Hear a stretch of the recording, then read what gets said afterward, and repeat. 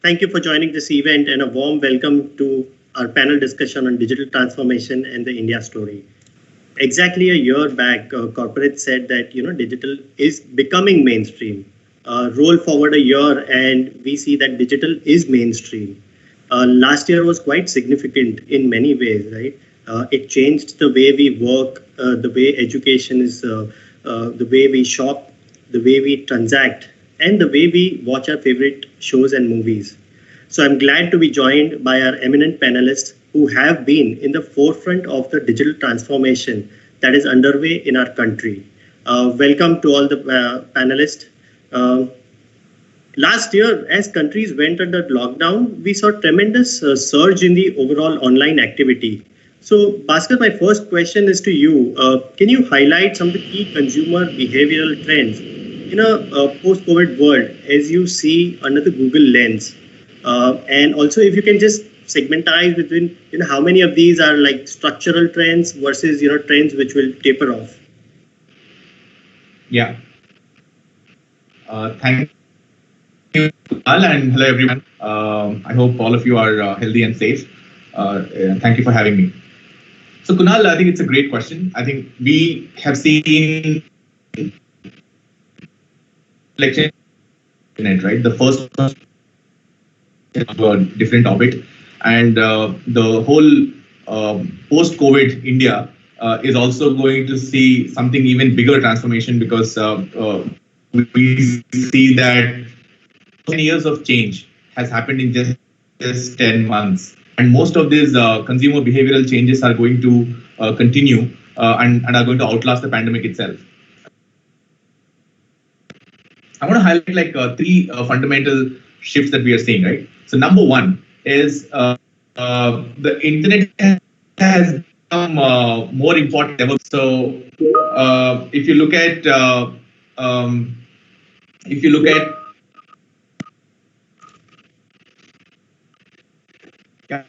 is it an issue? Okay.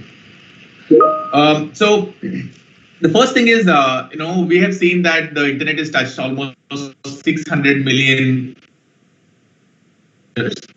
And from a consumership point of view, is that for the first time, we are saying even for kids, internet has become more of a utility, right? I have a 10-year-old daughter. And earlier, there used to be a screen time, not more than 30 minutes, not more than an hour.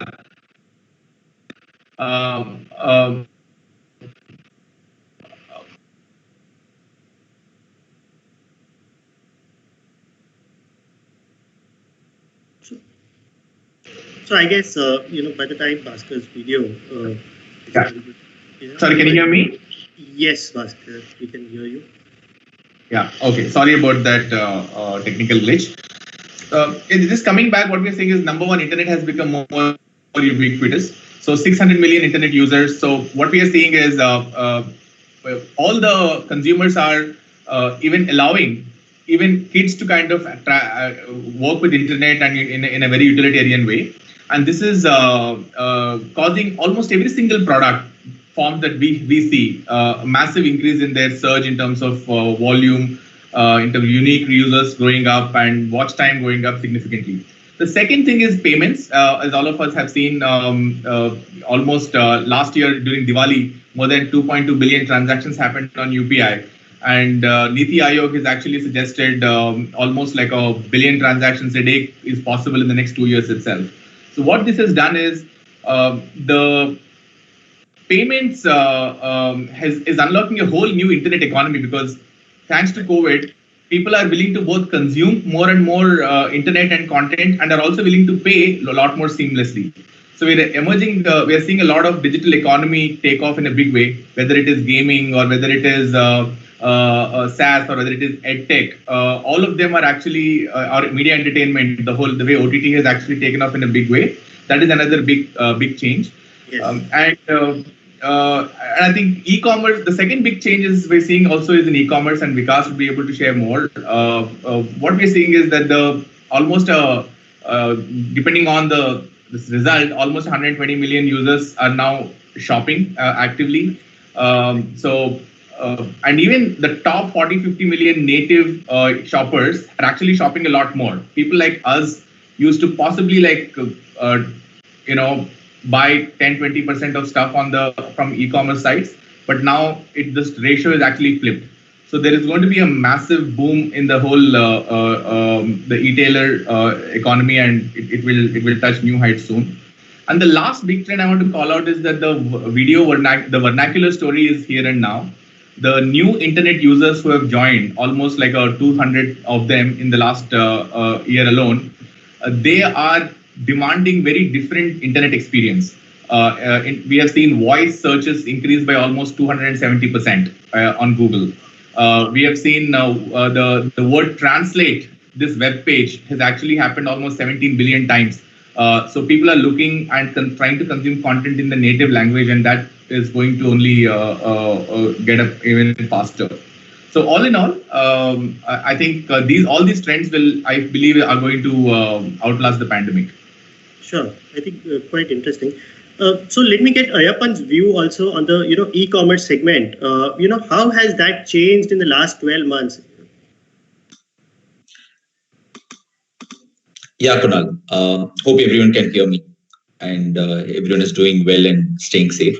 I think two broad trends, in addition to what Bhaskar was speaking about with respect to how overall internet economy is booming across multiple segments. With respect to e-commerce and particularly in fashion, two things that we have seen is one, there are a lot of new users who have come on board onto e-commerce for the first time, especially from tier 2, tier 3 markets. If you look at it, in the last 6 months especially, 8 out of 10 consumers have come from tier 2 and tier 3, which is like a massive one, right? I think ideally this would have taken probably 2-3 years. What would have taken 2023 or 2024 to happen? It just got accelerated and started happening in 2020 itself. That's one. Second, the people who are already shopping, their shopping trends are a lot more into essential sort of categories, which we call as work from home essentials. A lot more into athleisure, topwear, t-shirt, kids wear, home products. People, I think, locked up at home, everyone wants to dress up their home now. So home categories have started doing pretty well.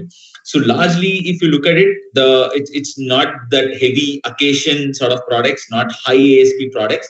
A lot more these transacting comfort wear, work from home essentials, lounge wear, open footwear rather than sports footwear. So these are like the top trends that we have started seeing in the last 12 months. So net, I think it's a huge boon for e-commerce overall, with a lot of new consumers coming in, and also the number of transactions per customer have started going up substantially. So both these are being witnessed currently. Right. Yeah, that is quite interesting because I think the way work from home started, suddenly the demand for formals versus casuals substantially changed. And even in the US, we saw there was a famous McKinsey slide which did highlight that we've just leaped 10 years forward in terms of the overall e-tail market. It touched, I think, high of 33% of the total retail sales. Yeah. So my next point with regards to Vikas, you want to highlight Amazon has a large ecosystem play in India, right? So any consumer specific trends through the past 12 months you want to highlight? Sure. So in addition to what Ayyappan said, that when we got into pandemic, right, nobody expected what is going to happen, and what was at the top of mind was how do we get the delivery of essentials, right? How do we get essentials to customers? And then how do we do it in a very safe fashion? So, you saw like when things were shut that how, we as the e-commerce marketplace played a role in delivering the essentials and doing it in a very safe fashion. So what we've seen as a result is customers are now starting to enjoy the benefits and appreciate the convenience that it brings. So you've seen that to that point, a surge of customers in tier 2 and 3 who were sitting on the fence, and sometimes when they were sitting on a fence and now there's a need, then you start to try it out, and when you try it out 3 times to 5 times, you start to build a habit. So we've seen surge of customers. we've also seen like a surge of digital payments because cash was not safe, and that you could carry infection through currency notes. We've seen customers, even customers who were ordering pay on delivery, that they're starting to use digital payments at doorstep. So we've seen huge shift. We've been very secularly driving digital payments adoption on our e-commerce marketplace, but we've seen that trend accelerate quite a bit during the pandemic, and it is sustaining. So not only at checkout, but also at delivery. So you're seeing that this will actually be a big push, organic tailwind to digital payments adoption in the country, which is anyway good for customers. It's good for the economy. It's good for, our merchants and sellers. So those are some of them seeing. Also, we are seeing that customers, now with this, they have more options, right, to select, to look at the best price and buy. And now with that, like you will see a lot more value being added to customers because there are more players, and then hence customers have more choice to make the best choice in for their behalf or on their behalf. So we're seeing some of these organic trends, which is very encouraging. I think we've moved forward at least 5 years out of this pandemic. Right. And as you said, basically, it's, habit is getting created. And so, these are a lot more structural in nature rather than, some a shock kind of a trend and then taper off, right? So it's more structural. Yeah. So since we are on the point of, you did highlight about the payments and the whole, since your background as a fintech expert and your global experience, how has the payment space actually, evolved in the last 5 to 6 years? And, what, as per, what are the unique characteristics of the India's payment ecosystem? Yeah. No, that's a great question. And I, got the opportunity to work in many countries around the world, and I spent some time in the US market as well. We think of US market as evolved market, but, we see the market, the payments infrastructure still is on legacy stack. We still don't have a network where all the banks are interconnected. I think what some of the unique characteristics in India is that we were just starting from such a low base, and with the penetration of smartphone and technology, we've actually leapfrogged technology, by a great mile compared to some of the other countries in the world, right? And I don't think there is any country today that has all the, through our UPI, that has all the banks connected, for a real-time mobile-based two-factor payment system. So that is very unique, to us. The tech stack is very unique to us. And then what we are also seeing, right, because a lot of users, like in the last 5 years, have started to use digital payments for the first time. So you see suddenly, people, because they haven't experienced anything which was legacy, that they have straight away adopted the most digital, the most leading edge technology based payments. And then we also see that the willingness to experiment and try different things is much higher than what it is because there is no habit per se. So I would say those are some of the things that that are unique to India, which is going to be very powerful as we think about next 5 to 10 years, is that we are very unique, that we have mobile-led payment system. We have something that's instant. We have the two-factor safety and security, which some of the other countries, by the way, do not have even today. We have users that are more agile and nimble to try out technologies and adopt. And then, we are more mobile and app-based, right? All of these things, I think, are going to be very unique as we think about next 5 years. But at the same time, we are one of the lowest penetration in the world, right? So which means that it gives us a huge runway as we think about next 5 to 10 years, because all things are now lining up well.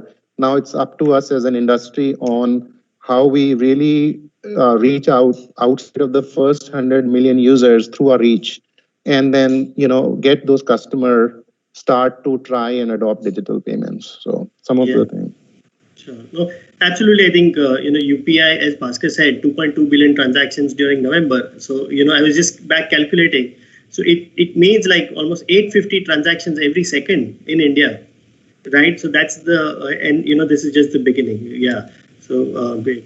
Next question to Bhaskar. Taking cognizance of these, consumer trends, how can companies be ahead of competition, to gain some share versus competition, and in this changed environment? So, in terms of when you look at the digital transformation, how can it be different? What would be the areas of investments?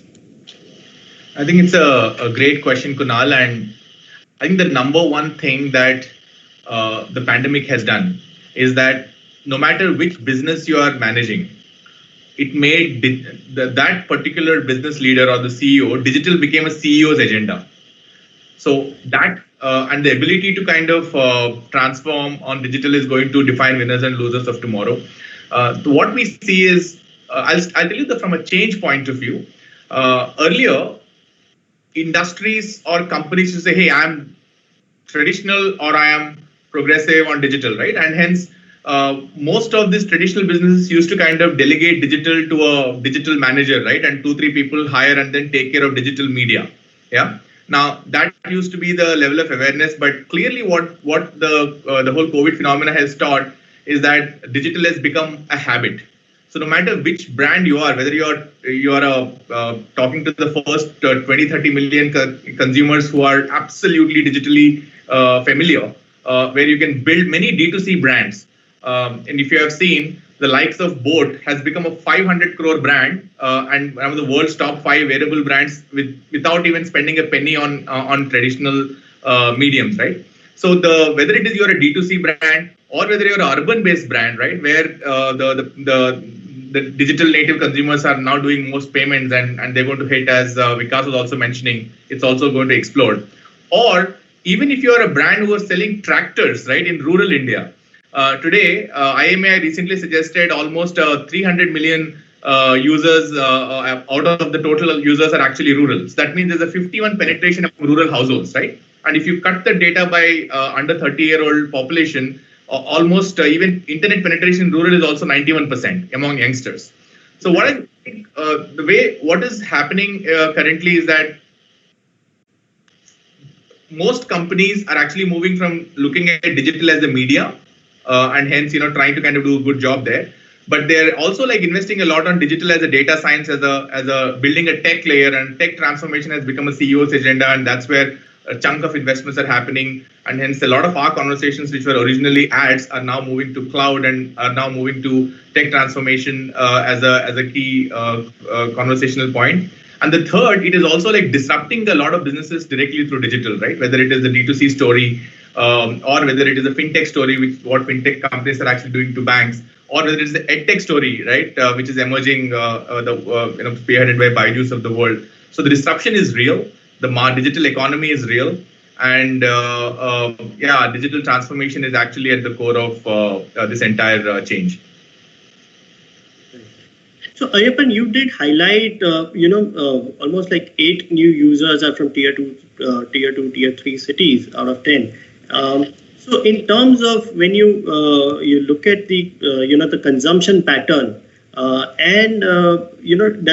the interface, payments, logistics have to be different for when you approach it, tier 3, tier 4 market versus the urban markets? Definitely, that's a very fair question. So if you look at it, right, I think there are 2 kinds of users. One kind of user who's coming on board is a English-speaking one. He is or she is an urban consumer, but probably when I'm saying urban consumer, the behavior is like urban. He or she speaks English, educated, buys brands which is exactly being bought by someone from Bangalore or Bombay or Delhi. Right? These consumers behave exactly the same way. There is not much of difference. Probably there are little differences in the cultural aspects, but largely it's the same. So this I would put it as a bucket of around 220 million English-speaking Indians existing across the country, right? But like we all know, India is not one language dependent like China or US for that matter. So 500 million is Hindi, then followed by Telugu, Tamil, and there are like multiple languages. So definitely the regional languages, the way you need to onboard these consumers need to be very, very different. So it needs to be a lot more native, a lot more localized for that consumer. That's one. Second, the way they search, right, itself is again very different. Some people, for example, if I need to give a crude example, right, we used to think like add to cart is a very, very common thing that we had in e-commerce. When we did the research in tier 2, tier 3, people did not know what is a cart, right? Then we realized that probably using more of a bag is more important than using cart as a word. So these are very simple things, but it goes a long way in ensuring the consumers actually understand the language critically. From the payment point of view, they are savvy definitely, but the trust needs to be built over time because they are still in the double mind whether is this a trustworthy place to put my money in? Can I save my credit card details here? So that trust needs to be built over time. So it's a lot more cash on delivery to start with. Once they get comfortable, or like you were speaking about earlier, right? People use the pay on delivery option. So that's UPI penetration is pretty good. So they use that at the last mile. So definitely the behaviors are very different on tier 2, tier 3. And even if you move from a north to a south or an east to a west, even there are a lot of behavior-led changes. So definitely you need to understand what's critical, the brands they search, the categories they search, the products they understand a lot more. All these need to be localized, and when the personalization needs to be top notch. When they open your app, you need to be speaking in the language that's a lot more conducive to them. When I say language, not just English or Hindi, but even in the words that you use, the imagery that you use, the festivals, the right kind of festival, so that you need that topical approach as well to reach out to the consumers. So all these matter a lot for India as a country. Yeah.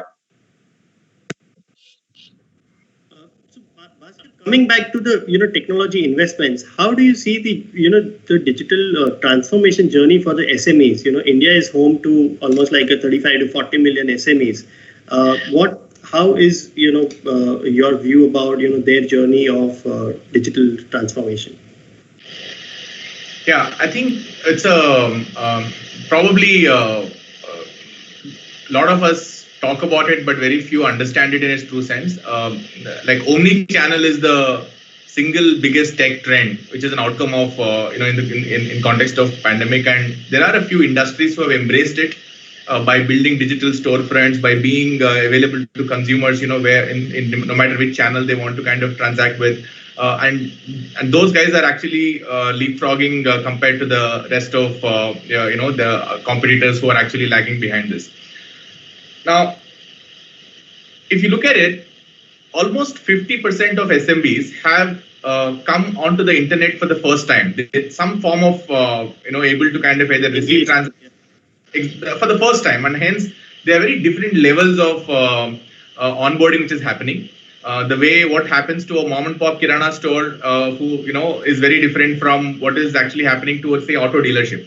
And I think both are very important aspects of digitization. I want to share with you a couple of examples to bring alive in terms of what is happening. If you look at it, like 2 years ago, none of the auto dealerships are actually digitized. An OEM used to do some digital campaigns, but auto dealerships are not digitized. But today, almost 50% of auto dealerships are actually digitized, and they want to be 2 steps ahead of OEMs when it comes to attracting customers. So if you type for any of these auto brands, the dealer is also like trying to kind of check in with you in terms of, hey, this is the unique offer that I can offer you and all that. So that is actually helping auto industry to completely embrace this change and become like a digital first industry and all that. On the other side, if you look at consumer durables, electronics, and this space, which is a very traditional offline space, they are building capabilities of O2O and also like building their own e-store.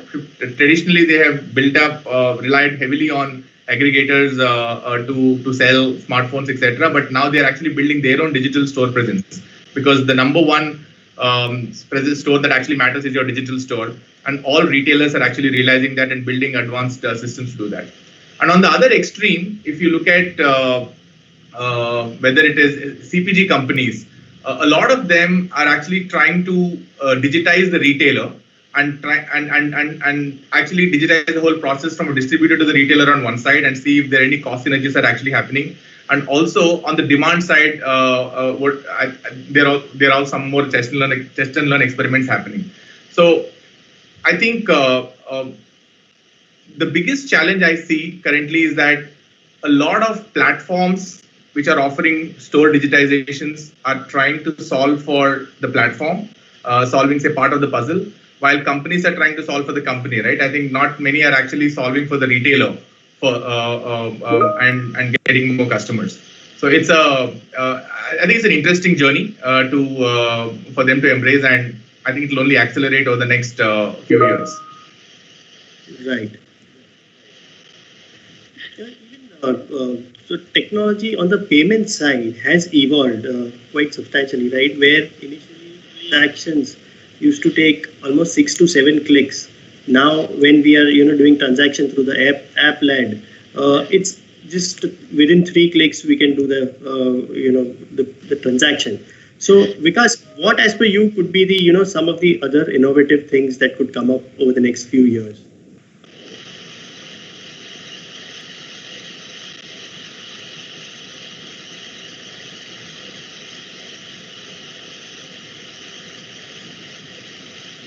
Vikas, can you hear?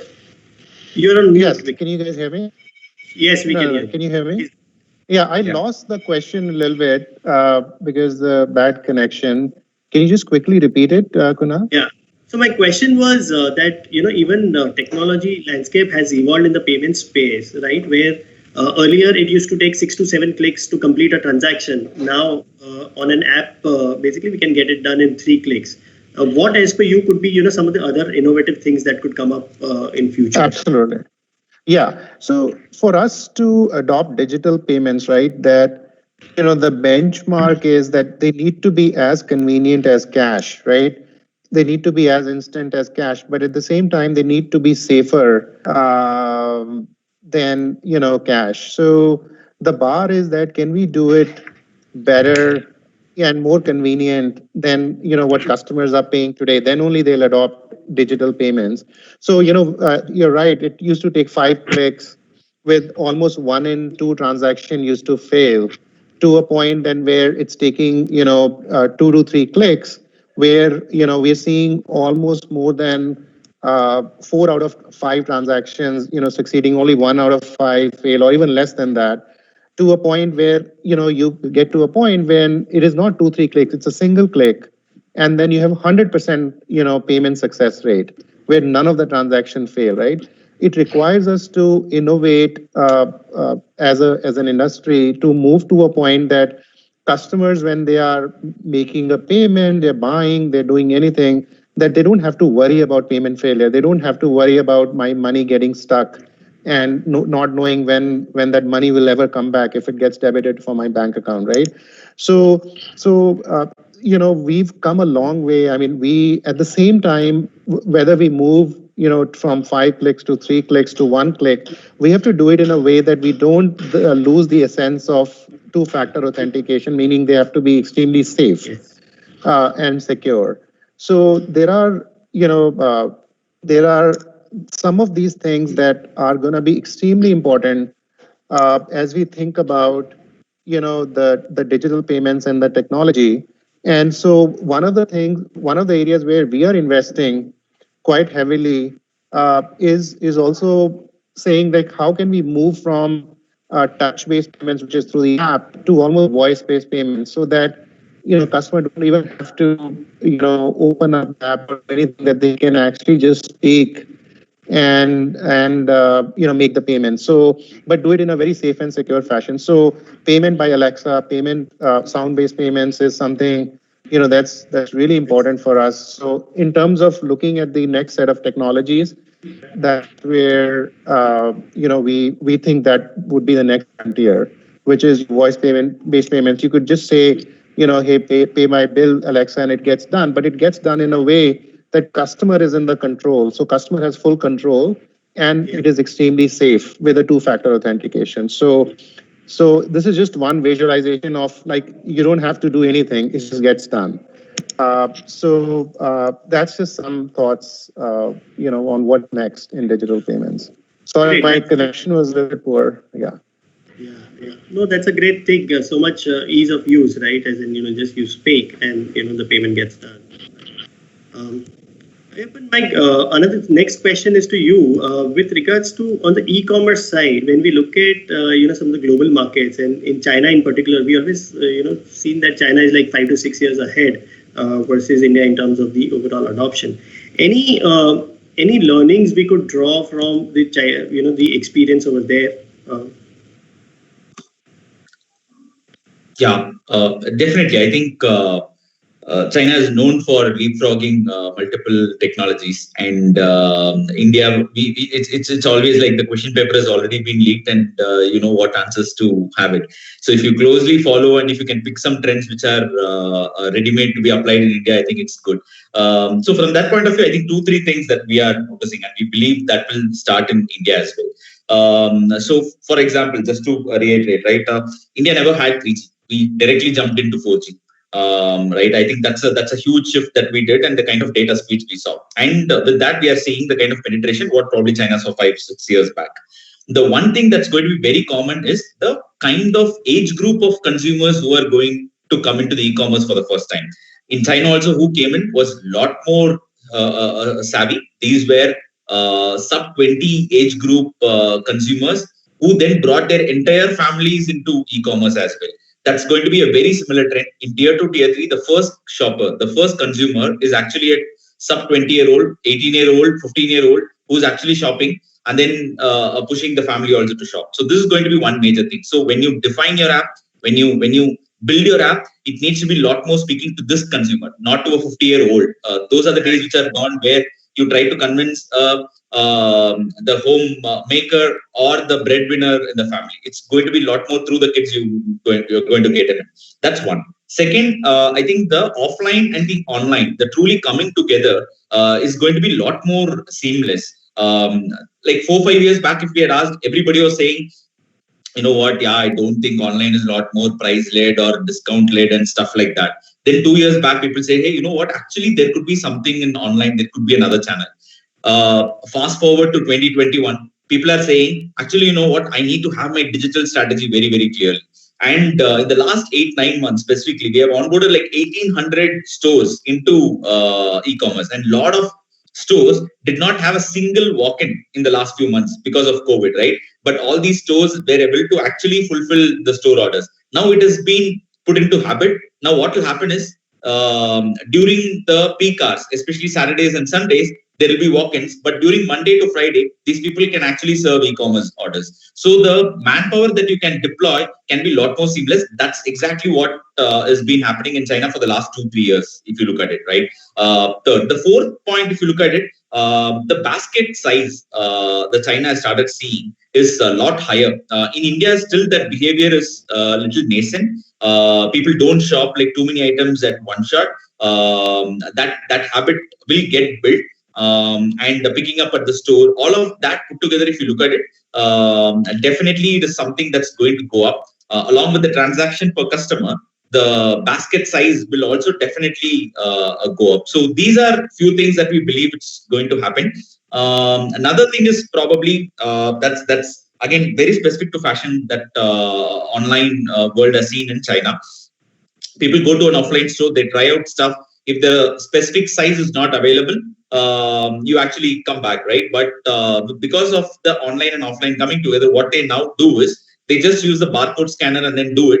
And they say that the size that they're looking for is actually available and they can immediately check it out. So that is something that can come into the country very, very soon. So these are some of the pieces which we believe we can pick up from China and build on that. Overall, if you look at it, 30% is the fashion e-commerce penetration in China already. India is around 7 to 8%, right? And we know what's the kind of headroom that it can have. So next 3-4 years are absolutely exciting. Right, great, thanks. And what role does the own brands, as in white label brands, private brands, and your own brands play in the growth of an e-com company? Yeah, I think 2 roles. One, particularly from the portfolio completion point of view. Like I think earlier Bhaskar also spoke about, the D2C brands is very common now. Earlier there used to be 4 to 5 channels in between manufacturer and the consumer. Now it has all come down, and either manufacturer is directly on the platform selling to the consumer, or manufacturer sells it to the brand owner and the brand owner sells it to the consumer. So e-commerce also in turn, what it has understood is from the portfolio completion point of view, you know what consumers are looking at. So in those specific price points, looking at the need states, what are the products that can actually be built? That sourcing knowledge has gone up substantially with more data coming into place. So using that, that's one role that the private label or the private brands are performing. That's one. Second, it's able to quickly change the mode of working as well, right? It's a lot more agile. Like I earlier said on the data set, now that the consumer data is available through ratings, through reviews, through the NPS surveys, you can quickly make a change to the product, and you can actually release the next product very, very soon. So the iterative model that you see through which the brands are getting built are much faster paced. The brands which have taken 100 years to build to a certain level, today in this age, it can be built in 4-5 years. That's the kind of scale we are seeing. So this is broadly what is happening through the PL and the private brands. Sure. Next question is, Vikas, what is the role of fintechs? Fintech is far beyond payments, right? In terms of insurance, lending, investing. For fintechs, basically, what is the roadmap to profitability? Because when we look at P2P or P2M transactions, while the volume is high, they don't earn anything at this point in time. So how does the fintech's road to profitability is?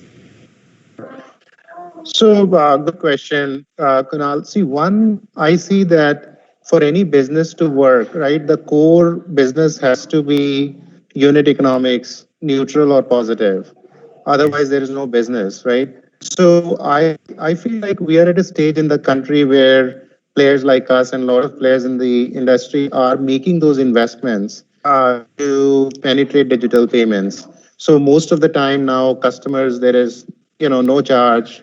For merchants also, in UPI and others, there's zero MDR and for other things. Yes. So the cost is low, but we know that there is a value added because it's convenient, it's growing the business, it's growing.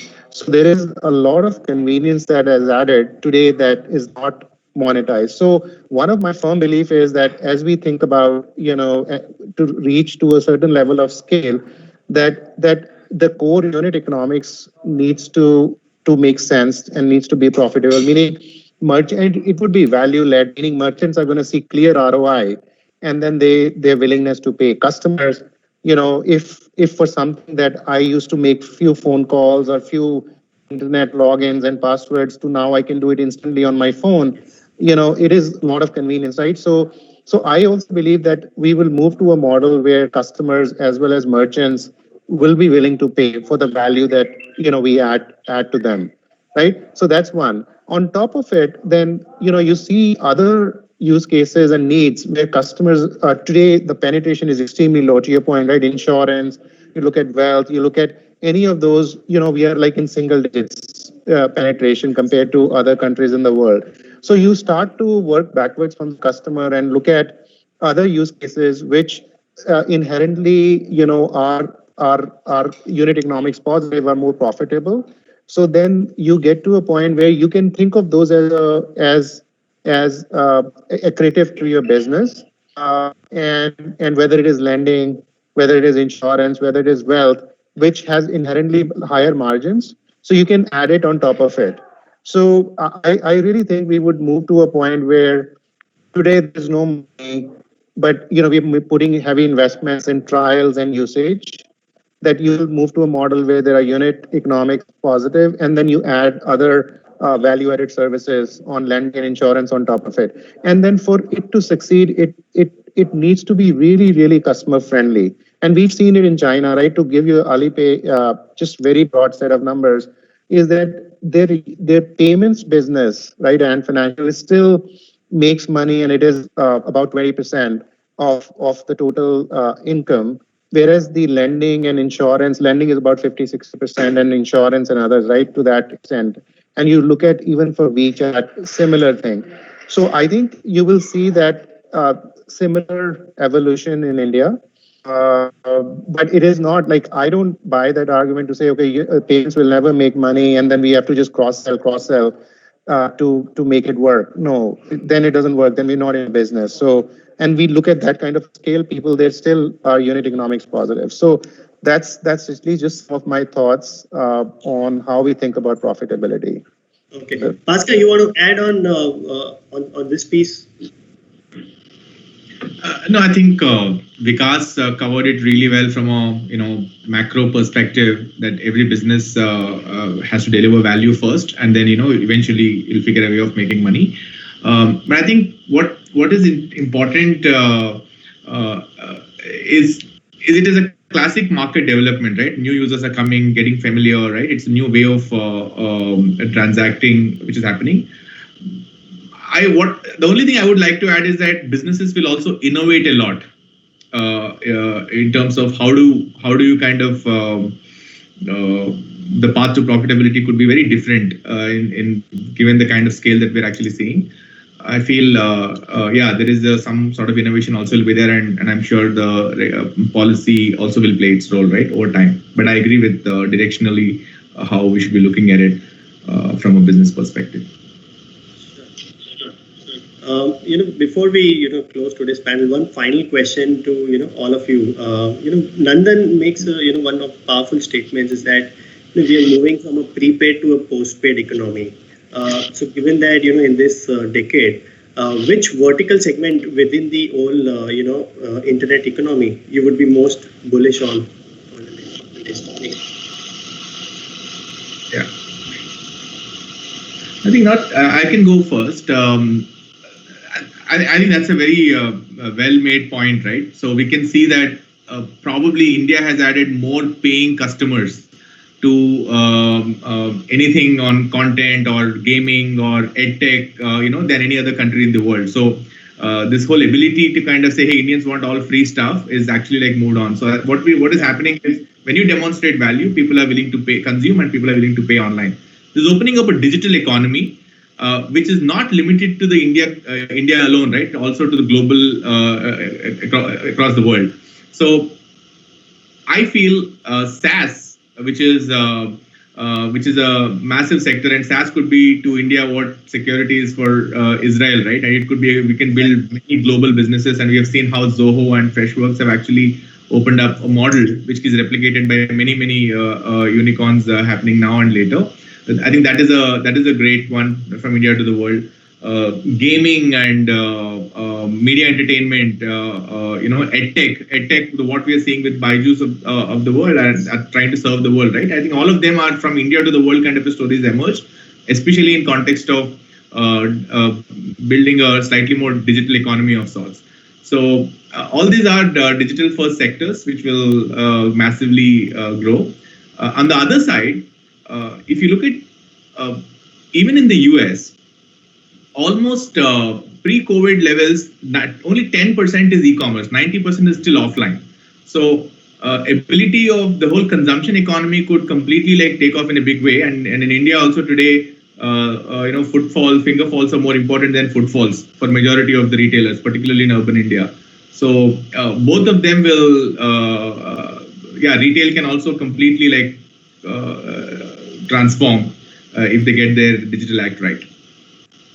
Sure. Ayyappan or Vikas? Yeah, probably I can go next. I would differ on that statement a little. I think the reason why India has been prepaid is because of value for money. That I agree with Bhaskar. I think that value for money thing, if you show the value, people are ready to spend more. But the fundamental reason why in US and other markets why it's postpaid is because of a carrier rate. I mean, I'm just carrying it from my previous experience, which I've done smartphones for 2.5 years. Globally, the reason for postpaid to go up is because of people to have that carrier sort of partnership. In India, that concept itself doesn't exist. So to me, prepaid versus postpaid doesn't matter much. But the ticket size of the spend that people are ready to afford for their smartphone, that has gone up because of the data rates and all of that we have always heard. And still, ARPU rates are the lowest in India, right? Across all countries in the world, ARPU rates are lowest in the country. So there is no reason for people to do that. But because of this happening, a very different sort of internet penetration is happening because of the app itself, because of the smartphone penetration and the data rate slashes. Now, two things that we believe can tick off in a big way, apart from what Bhaskar called out, is one, any sort of entertainment is going to be in a big way. That could be content consumption, that could be on videos, that could be gaming, that could be betting sort of games, legal betting, I mean. So all of these put together are entertainment. Any sort of entertainment, I think people need to be on the hand. You have powerful smartphones today which can last you for an entire day. So this is going to be one sector. The second sector is going to be more like the consumerism on both the service side and the product side, with respect to a lot more transactors, whether it's again for ticket booking, because ticket booking usually is one of the earliest transaction that happens from the commerce point of view. So that is going to be massive. Then follow it up with the product shopping as well, because the distribution in the country is still very weak. India is not a large format or an organized market. It's a 90% plus unorganized market. That's how India has been built. So to reach that, e-commerce has put in the supply chain, which is going to enable that. So to me, these two, one broadly entertainment, second is going to be the commerce. These two are going to be the biggest beneficiaries. I put education and everything as part of the content and entertainment. That's how I look at it. Okay. No, Ayyappan, just to clarify, I thought the statement on prepaid versus postpaid is more in context of ability to kind of pay for services digitally versus subscription economy versus advertising led. Advertising led. Yeah. Got it. Makes sense. I agree. Yeah. Sure.